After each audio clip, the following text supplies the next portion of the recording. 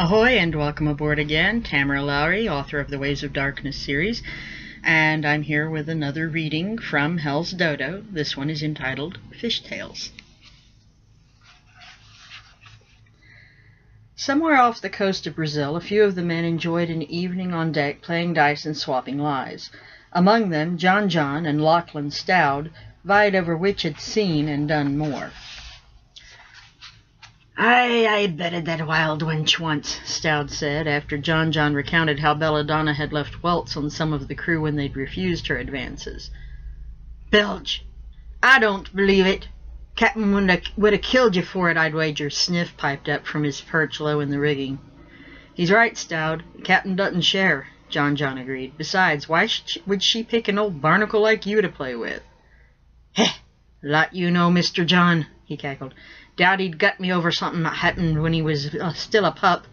Oh, I was a pretty thing in my youth. Belle saw me out fishing one day and took a fancy to me. We spent a glorious month or more on some uncharted island. Oh, I tell you, mates, she is insatiable, that one. 'Twas lucky to get out with me manhood still intact, I was. Jon-Jon snorted. You were lucky to get out alive, mate. You don't know how she likes... Don't you know she likes to play with her food? Aye, I know. But you see, I knew what she was from the moment I saw her. Knew she weren't a mortal lass, nor even a mermaid. I can read, and I've read the right books. No, mate, I knew she was a siren, and a man-eater right off.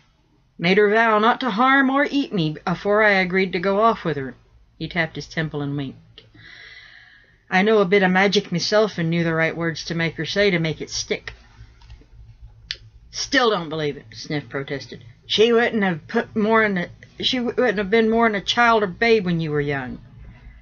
The siren in question walked by at that moment and overheard much of what was being said. Ha! She laughed. I'm much, much older than I look, troll. Stout leered and winked at her. They don't believe I've had you, Belle. She gave the sailors a wicked smile. You were just too good to eat, Lachlan. I still have fond memories of those 3 months. Jon-Jon pounced on the discrepancy. Ha! I knew it was a lie. He said he bound you with magic from eating him and that it was only a month or more. Mr. John, 3 months is a month or more. My lovers tend to lose track of time, she corrected. He did make me promise not to eat him as long as the tides flowed in and out. She paused and grinned wide with her true teeth showing, needle sharp. Of course, there is that brief moment between the tides when they flow neither way. While the other men laughed nervously, Stout smiled calmly and coolly replied, Why do you think I made sure you were too busy for you to attack love? Your stamina was quite impressive, almost as impressive as the captain's. With that, she sauntered off about her business. Every eye in the group followed her until she disappeared below deck. Saucy wench if ever there was one, Stout commented to no one in particular. I still think you're a liar, Stout, but damn, you're good at it, Jon-Jon said. No more a liar than you are, Mr. John, he shot back unruffled. The second mate grinned and handed him his flask. That proves it. Everyone from here to Boston knows I'm the biggest liar to sail the seas. That's only because Anvil is an honest man. He's the only one bigger than you I've ever seen. Stout referred to the giant that served as the ship's blacksmith. He took a long pull on the flask and handed it back. Jon-Jon frowned and peered into it. He upended it over his extended tongue and only got 3 drops to come out. Damn it, I'm going to have to see if Mr. Grimm will front me some more gin. I already owe him for 2 barrels, he grumbled, then shrugged. Oh well, so you already knew sirens were real before coming aboard. What about vampires? You have me there. I'd heard stories, mind you, but I'd never seen proof of 'em till I met the captain. There are other beasties I've seen in my travels, though. Mermaids, devilfish big enough to sink a sloop, snakes big enough to swallow a man whole, even dragons and a kraken. You did not see a kraken, did you? Sniff said. Aye, Stout nodded. Bitch damn near sank us. I was aboard a trader about 3 days out of Nippon, headed south to the Indies.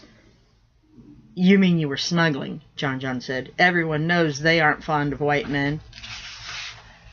Their emperor and his warlords might frown on trade with whites, but our captain had a woman in a fishing village who would procure cargoes. He wouldn't let us go ashore except to load up. A warlord near her village got wind of it and tried to shut us down. She met us at the pickup point and begged us to take her with her, said she'd be killed for bringing dishonor on her family if she stayed. Did you take her? Aye. Captain said it was bad luck to have a woman on board, but he didn't think she deserved execution. There was some grumbling, but we went along with it. Then the accidents started happening. Knots came undone for no reason.